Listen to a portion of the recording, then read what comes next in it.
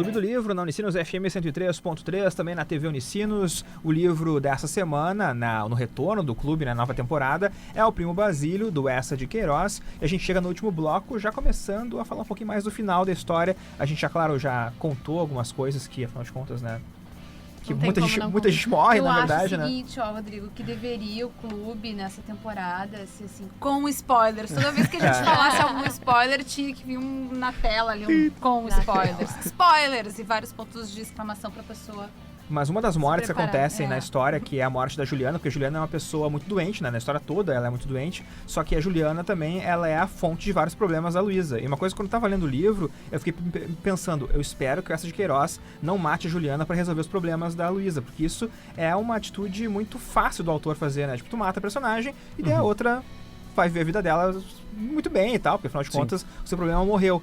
E o que acontece no livro é que a Juliana realmente morre, mas morre de uma forma bem construída, na verdade, até porque o Sebastião acaba indo, então, em auxílio da Luísa. Ele confronta a Juliana a respeito das cartas que ela tinha guardadas. Porque a Luísa conta, ela não aguenta mais a chantagem da Juliana, chega num ponto que não dá mais, e aí ela recorre ao Sebastião e conta o que aconteceu. E aí o Sebastião auxilia ela nesse sentido e leva a polícia até a casa. Isso, leva um rapaz ali junto pra fazer a pressão, né? Susto na Juliana, não um susto. Um amigo policial. Isso. E a Juliana acaba morrendo, né? E ela morre naquela situação, e daí eu pensei, bom, tá bem construído, mas ainda assim, né, poxa, o problema acabou morrendo, né, junto com a Juliana. Mas o Eça de Queiroz guarda uma surpresa na manga, né, que a Luísa tá muito longe de ficar feliz para sempre, porque ela acaba ficando doente depois que a Juliana morre. De uma forma muito... A situação de estresse que ela viveu naqueles meses ali acabou se refletindo nas febres que ela passou a ter, dores de cabeça horríveis, né? Dela ficar na cama delirando, enfim, se remexendo de dor e tal. Mas nesse momento eu ainda achei que tava tudo bem, né? Quando achou que ela ia se recuperar? Eu achei que ela ia se recuperar, e então ela e o Jorge, né, seriam felizes para sempre. Se fosse romance de conto de fadas, é muito possível, né? Romance romântico, né? Mas é curioso que a professora Marta, inclusive, falou aqui no programa hoje que essa morte da Luísa não é um lance, não é algo que seria pela moralidade, porque a personagem traiu, então ela deveria morrer, mas muito mais pela ironia mesmo da história, né? Que a figura não seria alguém que poderia viver naquela sociedade, então aquela figura diferente das outras e tal, adúltera, então ela vai lá e morre. Ainda que na hora que eu tava lendo, eu pensei, bom, acho que ela não vai deixar essa mulher viva, assim como o Basílio, que deveria ter um castigo. E o Basílio não tem o castigo, aí isso que é curioso. Porque isso é a sociedade. E essa é a sociedade da época. O normal não é o cara ter algum tipo de prejuízo, mas sim a mulher, a adúltera, né? Ou seja, se ela vivesse, ela teria que conviver com os falatórios, apontada na cidade, e morrer parece ser o único recurso libertador pra ela, entendeu? Dentro da trama. Eu acho que é mais ou menos por aí a escolha, né? E aí, de novo, o casamento, com aquela prisão lá, inescapável, a não ser pela morte, né? E se você traiu, não existe um perdão completo. Pode ser o perdão do parceiro, mas não o perdão da sociedade que tá ali, né? Justamente, é o romance realista, né? O vilão sai impune, é o triunfo do canalha aí, né? É complicado, né? Porque quem sai bem na foto, no frigir dos ovos aí é o Basílio, né? Basílio. Sim, o Jorge, ele fica arrasado com a morte da mulher, né? Ainda que...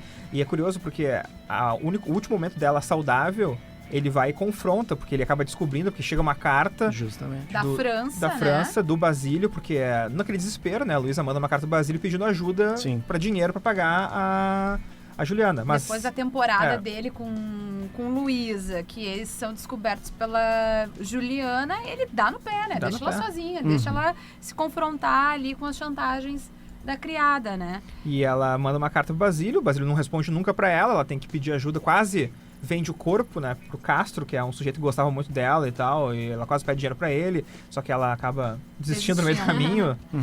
E no fim das contas, então, o Jorge acaba ficando ali, né, devastado, porque chega a carta pra ele, que é a carta pra Luísa, no caso, uma letra diferente da França e tal, ele fica curioso, abre a carta e é o Basílio, né, dizendo que as manhãs no paraíso eram maravilhosas e tal. E, obviamente, né, o Jorge fica arrasado, passa 2 semanas triste, embrutecido, até que fala pra Luísa. E quando ele fala pra Luísa, a Luísa desmonta. Eu até separei um trecho, assim, porque que fala justamente logo depois dessa parte que ele recebe a carta, então ele e a Luísa doente, ele fica naquele impasse de, ao mesmo tempo, ter que ajudá-la e junto com isso ter que lidar com aquela situação de saber que ela traiu, né, ele. Então daí tem um trecho que fala assim, depois, no caso depois, porque eu tava falando da parte que ele tava cuidando dela, né. Depois ia-se então fechar no escritório e movia-se ali entre as paredes estreitas como um animal numa jaula. Releu a carta infinitas vezes e a mesma curiosidade roedora, baixa, vil, torturava-o sem cessar. Como tinha sido, onde era o paraíso, havia uma cama, que vestido ela levava, o que lhe dizia, que beijos lhe dava. Então ele ficava todo momento assim nesse impasse daquela coisa do não saber, né? De saber só pela carta e de não poder falar isso pra ela, perguntar mas como é que foi, o que realmente aconteceu, porque ela estava doente. E então ele ter que lidar com essa situação, isso foi uma coisa complicada. A parte que eu separei aqui é uma parte que meio que tem uma crítica, uma crítica própria do Eça de Queiroz, talvez uma forma dele dizer, olha pessoal, eu sei que a história tá bem parecida com outro livro, viu? Mas eu coloquei do mesmo jeito. Daí é uma conversa que tem ali o Sebastião com o Julião. O Sebastião tá perguntando pro Julião se ele sabia que a Luísa e o Basílio tinham sido namorados anteriormente. E o Julião responde o seguinte, sim, ninguém o sabe, nem Jorge. Eu soube há pouco, há meses. Estiveram para casar, depois o pai faliu, ele foi pro Brasil e de lá escreveu a romper o casamento. Julião sorriu encostando a cabeça à parede. Mas isso é um enredo da Eugênia Grandet, Sebastião? Estás me a contar o romance de Balzac. Isso é Eugênia Grandet. E na época, o Eça de Queiroz foi criticado por algumas... até por Machado de Assis mesmo, né? Por trazer algumas questões de outros livros para a sua obra. E a própria Camila também sempre fala disso, né? Da tríade que tu considera ali. Eu acho, sim, eu como leitora comum, né? Por favor, né, pessoal? Acho que são meio que romances primos, assim, guardados as devidas proporções e comparações. A Madame Bovary, né? Que é o caso da Emma, que tem um casamento entediante e ela acaba se matando com arsênico quando chega naquela situação ali, limite realmente de muitas dívidas e meu marido pode descobrir tudo. O Primo Basílio vem na sequência, tô aí fazendo uma cronologia, que é o adultério da Luísa e ela morre dessa febre, enfim, do estresse, acho pós-traumático. E Dom Casmurro, a gente tem um adultério que é uma coisa que é passível de dúvida, afinal de contas, quem conta a história é o Bentinho, que seria o traído, digamos assim, então a gente não sabe, é a visão dele, eu não sei se realmente a Capitu o traiu, enfim, e no final a Capitu acaba se separando do Bentinho e morre na Europa, né? Então eu acho que tem algum... E Dom Casmurro vem depois, é o último dos 3 a ser escrito, publicado. Então eu acho que são romances assim realmente bem próximos, assim, afins. Eu gosto dos 3 da mesma forma e com, claro, o Primo Basílio e Dom Casmurro gosto mais, né? Sim. Separou um trechinho pra gente aí? Separei um trecho aqui que eu achei que relata bem essa angústia dela quando a Luísa sente que quando ela cai na real que o Basílio não é esse romântico que ela imaginou, que ela idealizou, né? É um trecho. Isso, ficou bem claro, assim, bem característico pra mim, né? Já não havia aquelas conversas pueris, cheias de risos, divagadas e tontas, em que se abandonavam, se esqueciam, depois da hora ardente e física, quando ela ficava numa lassitude doce, com sangue fresco, a cabeça deitada sobre os braços nus. E ela continua colocando essa desilusão dela, né? Coloca que a situação já não era a mesma, ela mesma está aqui no paraíso, isso aqui ainda, mas ela já sente que o Basílio não é mais aquele Basílio que ela idealizou, que ela imaginou que poderia ser, né? E tu, Camila? Eu separei pra gente ter uma ideia de como a Luísa é realmente, assim... impressionável e um pouco assim, usar uma palavra da professora Marta, usou tontinha, né? Isso. Então ela era muito assim, a vida dela era muito essa coisa romântica, esse temperamento dela. Então ela encontrar Basílio no paraíso pela primeira vez e estava muito nervosa, não pudera dominar desde pela manhã um medo indefinido que lhe fizera pôr um véu muito espesso e bater o coração encontrar Sebastião. Mas ao mesmo tempo, uma curiosidade intensa, múltipla, impelia com um estremecimentozinho de prazer, ia enfim ter ela própria aquela aventura que lera tantas vezes nos romances amorosos. Era uma nova forma do amor, que é experimentar sensações excepcionais, mostrando aí como esse, primeiro, né, como esse local dos encontros do Basílio e ela era idealizado por ela, como nos romances, e essa relação dela também com esse tipo de leitura e como ela queria, aquilo ali representava, o Basílio representava um pouco esse mundo de aventuras que ela lia nos romances, enquanto ela tinha a vidinha dela normal, né? Isso aí. Bom, e o Primo Basílio ganhou já várias adaptações, né, pro cinema, pra TV. Pro cinema em Portugal, ganhou uma adaptação nos anos 20 ainda, uma adaptação do Primo Basílio. E aqui no Brasil, muito famosa foi a série dos anos 80 na Globo, né, que o Primo Basílio era o Marcos Paulo, Tony Ramos era, então, o Jorge, a Júlia Gant era, então, a Luísa e o Pedro Paulo Rangel era o Sebastião. Achei um elenco bem interessante. A Marília Pêra era a Juliana, que era a empregada. E depois, em 2007, Daniel Filho, que dirigiu o filme, dirigiu a série, dirigiu um filme, aí com um elenco um pouco mais controverso, digamos assim, né? Débora Falabella como a Luísa, o Renato Giannichini como o Jorge, tinha o Fábio Assunção como o Primo Basílio, e a Juliana que fazia era a Glória Pires. Eu acho que Glória Pires não combina com o físico da Juliana, porque a Juliana era tísica, né, seca, uma tábua, como eram as próprias descrições do livro, e acho que a Débora Falabella também não combina com a personagem da Luísa, que era, assim, mais voluptuosa, magra, mas voluptuosa, assim, e, enfim, mais loura, não sei, eu sou um pouco conservadora nesse aspecto. E no filme de 2007, a história se passa em São Paulo nos anos 50 também, né? Então é uma diferença bem grande, então, bem né? grande, nossa. E o Sebastião Guilherme Fontes, que faz Sebastião. Nada a ver.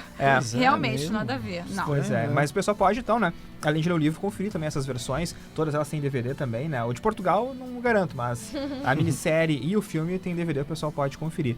Vamos para nossas considerações finais agora, então. Calbi Scarpato, por favor. Belo livro, né? Bela obra aí, essa de Queiroz. Como eu falei, ele se utiliza lá no final do século, né, 19, da obra para fazer uma crítica que ainda tem muita pertinência, muita coisa atual, né? E também a maneira dele escrever, né, cara? Sempre a gente tem que resgatar isso de uma forma muito bem... repito aqui, reitero a questão das descrições, tanto de personagens quanto ambientação, é fenomenal, acho que é um dos pontos mais altos do livro, pelo menos para mim pareceu, essa questão da crítica aí, que a gente resgata muita coisa atual, e a forma do Essa, não à toa que é um dos grandes aí do romantismo realista. Joyce Huyrish? Bom, eu concordo com o Calbi nessa questão de a gente poder trazer muita coisa do livro para a atualidade. Então, até ele trabalha muito bem essa questão da aparência. A gente consegue ter realmente uma noção de como era, ou como, pelo menos do ponto de vista dele, né, como era Lisboa naquela época.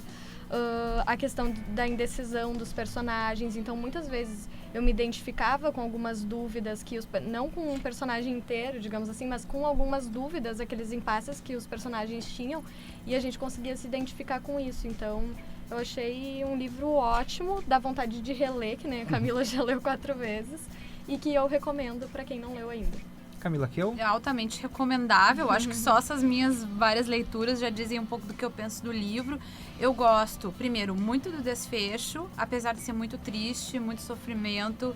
Eu fico com o coração partido com a questão do cabelo da Luísa, né, que é raspado, ela acaba perdendo o cabelo. Então eu acho que é um desfecho que ele não é idealizado e eu acho que tá bem dentro daquela crítica que o Essa procura ali mesmo. A sociedade da época e até hoje em dia não tolera uma adúltera, né? O adúltero, sim. É diferente. Né? E eu gosto muito da crítica que o Essa faz à sociedade, às instituições, mostrando que a hipocrisia realmente impera nessas esferas. Eu gostei muito também do Primo Basílio, do Essa de Queiroz. Eu achei uma leitura realmente muito fluida, personagens muito bem construídos, a trama também muito bem engendrada por ele. Como falei no primeiro bloco já, né? Algumas barrigas podem incomodar, mas o livro é tão gostoso de ler que tu acaba passando por isso sem problemas também, tu vai, chega ao final, e o final realmente é bem doído. Eu tava lendo no trem e realmente fiquei, sabe, poxa, o personagem morreu, né, cara? Tipo, que pena que morreu. Mas meio que já esperava também, né, um desfecho, assim, não feliz. por tudo que o Essa já mostrava no livro também. Fosse o final feliz, ia totalmente contra tudo que ele já estava mostrando pra gente desde o começo. Então, acho que é um livro bem interessante, vale a pena ler. E aquela vontade também de ler outras coisas do Eça de Queiroz também, verdade. né? O próprio Crime do Padre Amaro, ou Os Maias também, que são os livros mais famosos do Eça de Queiroz. Então tá aí, fica pra um próximo clube talvez, né? Próxima temporada. Quem sabe? Fica uma sugestão. Isso aí. Então, Calbi Scarpato, Joyce Roerich, Camila Kiel, muito obrigado pela participação de vocês como sempre. E Clube do Livro tá de volta semana que vem na TV Unicinos e também na Rádio Unicinos FM. Grande abraço a todos e até a próxima.